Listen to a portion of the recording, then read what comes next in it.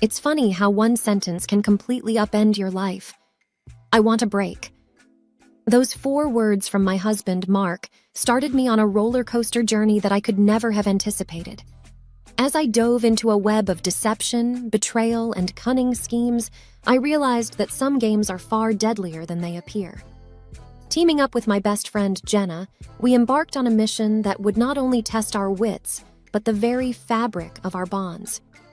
If you think you know about trust, revenge, and the dark corners of human nature, think again. My name is Amber, and this is the most unexpected chapter of my life. It was a chilly Sunday evening when my husband, Mark, looked up from his book and uttered those 5 words that would send my life into a whirlwind. "I want a break," he murmured, barely audible. I thought I'd misheard him, so I paused the movie we were half watching. "What did you say?" I asked, my heart pounding in my chest. I'd expected a lot of things to come out of his mouth, but not that. He repeated it, clearer this time, avoiding my gaze. I said, "I want a break." The air in the room suddenly felt denser. My mind raced with 1,000 thoughts. Why? What's wrong? Was it something I did? I wondered. Before I could even respond, he added, "There's someone else." The world seemed to spin. Someone else? After 15 years of marriage, after countless memories, joys, and challenges we'd faced together, he was just throwing it all away? "What do you mean, someone else?" I choked out, feeling the sting of tears, but I was determined not to cry. Not yet. He hesitated, took a deep breath, and then said, "It's not what you think. It's not an affair." Confused and struggling to grasp the situation, I pressed on. "Then what is it, Mark? What's going on?" He sighed, seemingly conflicted. It's Brad." "Brad? As in Brad, his best friend from college? The same Brad who had been our wedding's best man? The one who'd come over for barbecues, birthdays, and every Super Bowl Sunday?" My brain refused to connect the dots. "Brad? What does he have to do with any of this?" I asked, my voice shaking. Mark hesitated again, rubbing his temples. He approached me with an offer, an investment opportunity. It's high risk, but the rewards could set us up for life. I've taken our savings and invested them. Everything. I didn't want to tell you until I was sure it would pay off. I felt like the floor had disappeared beneath me. All our savings, the money we'd worked so hard for, our dreams of traveling, of securing a future for our kids, it was all gone. "And you need a break because," I pressed. "I'm scared," he admitted.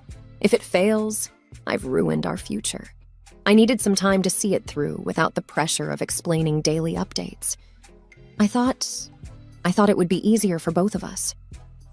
I took a moment to absorb everything. The betrayal was immense, not just from Mark, but from Brad, too. My world had been turned upside down, and I was left reeling, not knowing where to turn. Then a thought crossed my mind. How can I be sure this isn't a scheme? That Brad isn't taking advantage of you? Mark looked pained. "I trust him," he said simply. "That's what you said about us," I retorted bitterly. A silence fell over the room, only interrupted by the soft hum of the heater. In my head, a plan was forming. I wouldn't stand by and watch as our life's savings disappeared into the abyss. If Brad had genuinely offered an investment, I would ensure that we got our money back, even if it meant playing a bit dirty. I thought about it long and hard. "All right, Mark," I finally said, determination lacing my voice. "Take your break, but know this, I will get to the bottom of this. If Brad is being honest, great. If not, he's going to regret ever crossing our path." With that, I started my mission. It was time for a little revenge, the type that was best served cold. I needed information and a plan. The first person that came to mind was my best friend, Jenna. She worked in the world of corporate investigations and had a knack for getting to the bottom of things. Plus, she'd been suspicious of Brad for years. The next day, over coffee, I spilled everything to Jenna. As I recounted the story, her eyes grew wider. "I knew there was something off about him," she murmured. "But don't worry, we've got this." With her resources and my determination, We began our investigation. We started by looking into the investment opportunity Brad had mentioned, a new tech startup aiming to revolutionize some segment of the digital world. On the surface, it seemed legitimate, but something felt off. Jenna managed to get a list of all the investors, and there among the names was a shock. Several of them were people who had been scammed in the past, people with a history of making poor financial decisions. It looked like Brad was preying on the vulnerable, using their trust to his advantage. But how was he benefiting? Jenna dug deeper and found that a mysterious offshore account was linked to the startup. Every time an investor put in money, a percentage was siphoned off to this account. The breadcrumbs were leading straight to Brad. I was livid, not just for Mark and me, but for all the innocent people Brad was taking advantage of. It was time to confront him. But Jenna had a different idea. "Why not play him at his own game?" she said, a mischievous glint in her eye. I was intrigued. "Go on." Jenna's plan was genius. Using a pseudonym, she'd reach out to Brad, expressing interest in investing a substantial amount.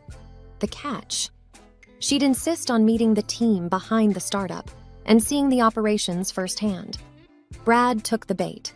Within days, we had an appointment set up at their office, which turned out to be a rented space in a high-rise downtown.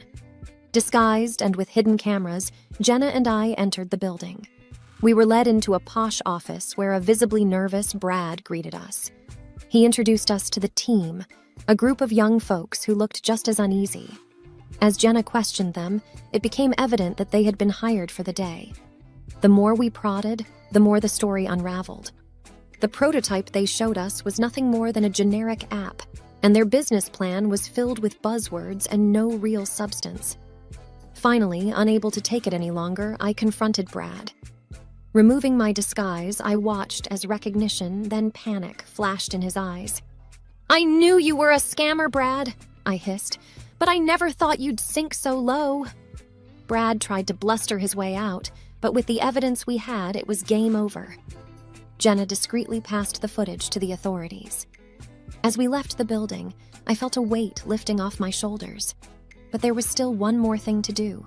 Tell Mark the truth about his best friend. Mark had retreated to his parents' house during this break. I hadn't spoken to him since that Sunday evening, but with everything I had discovered, it was time for a conversation. Driving to his parents' place felt like the longest journey of my life. The evening sun cast long shadows on the road, and my thoughts were a tumultuous whirlwind of anger, sadness, and resolve. When I arrived, Mark was on the porch. He looked drained, shadows under his eyes hinting at sleepless nights. As I approached, he stood up, and the weight of our shared history seemed to hang in the air. Before he could speak, I handed him a tablet, where Jenna had compiled all the evidence. "Watch," I instructed. The color drained from his face as he realized the extent of Brad's deceit. The person he'd entrusted with our life savings was nothing more than a con artist. I can't believe it," he whispered. "How did I fall for this?" A myriad of emotions welled up inside me, but the overwhelming one was compassion. Yes, he had betrayed my trust by not consulting me, but he too was a victim. I took a deep breath. "We're in this together, Mark. Always have been. Now let's figure out how to fix it." The following days were a whirlwind. The police, armed with the evidence Jenna and I had gathered, raided Brad's home. They found stacks of cash, falsified documents, and enough evidence to put him behind bars for a long time. The media caught wind of the story, dubbing Brad the trust betrayer. As for the other investors, they were grateful for my efforts in exposing the scam. Many had invested even more than Mark and were facing financial ruin. Together, we started a support group, navigating the legal quagmire and helping each other cope with the emotional fallout. The courts froze Brad's assets, and while it was a lengthy process, most of the investors got a portion of their money back. It wasn't everything, but it was a start. Mark and I, amidst all the chaos, started couples therapy. We delved into the issues that had led to that fateful decision, and slowly, the chasm between us began to close. Trust, once broken, is hard to mend, but we were both determined to rebuild. Just as life seemed to be finding some semblance of normality, there was a twist I hadn't seen coming. I received an anonymous letter in the mail. The handwriting was unfamiliar and shaky, but the message was clear. You think you've won, but this is just the beginning. Brad was a pawn in a bigger game. Be careful, or you might just lose everything. A cold shiver ran down my spine. Was this some cruel joke, or was there more to Brad's scheme than met the eye? I immediately called Jenna. We missed something, I said tersely. Over the next few days, Jenna and I dove deeper. Brad had been in contact with someone codenamed the Puppeteer.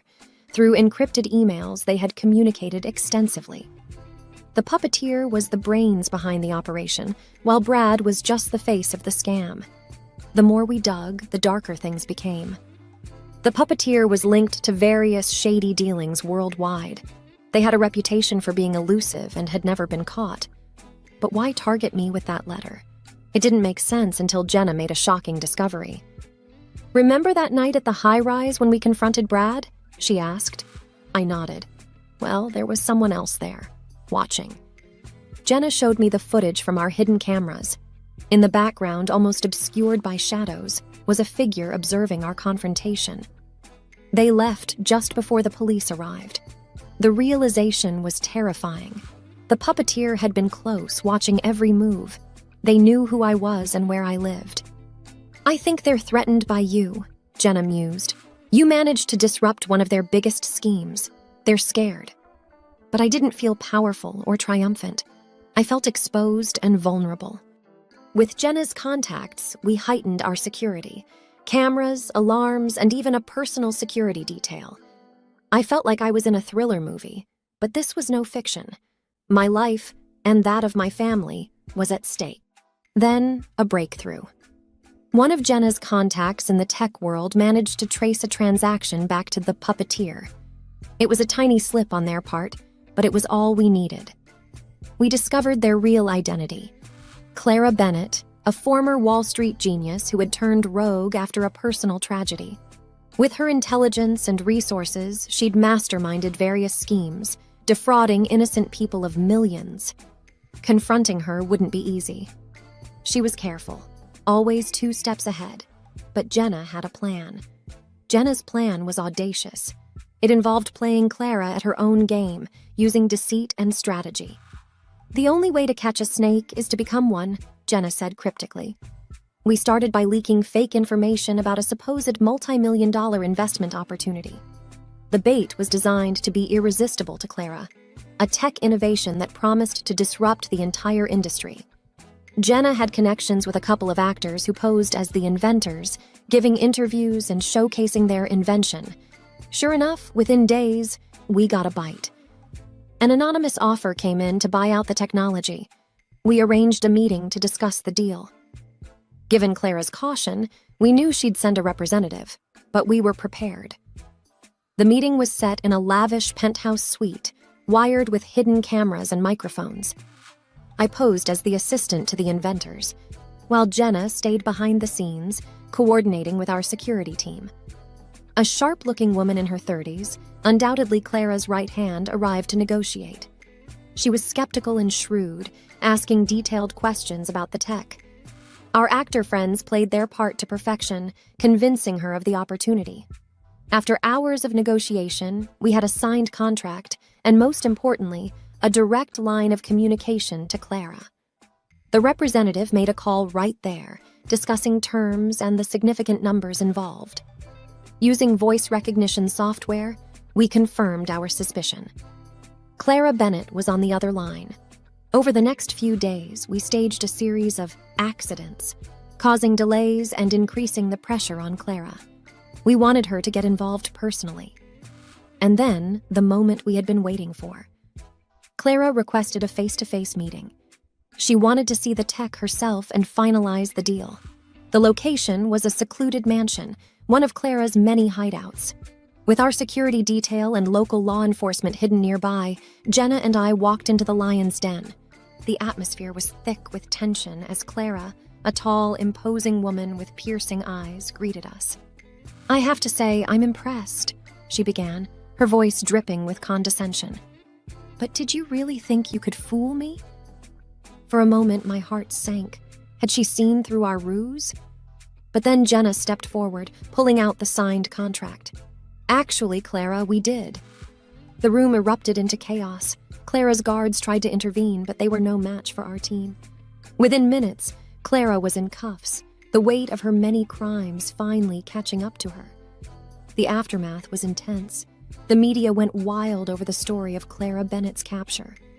Mark and I appeared on numerous talk shows telling our tale. Our bond, which had been so strained, grew stronger than ever. The threat of Clara and her schemes was finally over. And while the journey had been harrowing in the end, love and persistence had triumphed over deceit.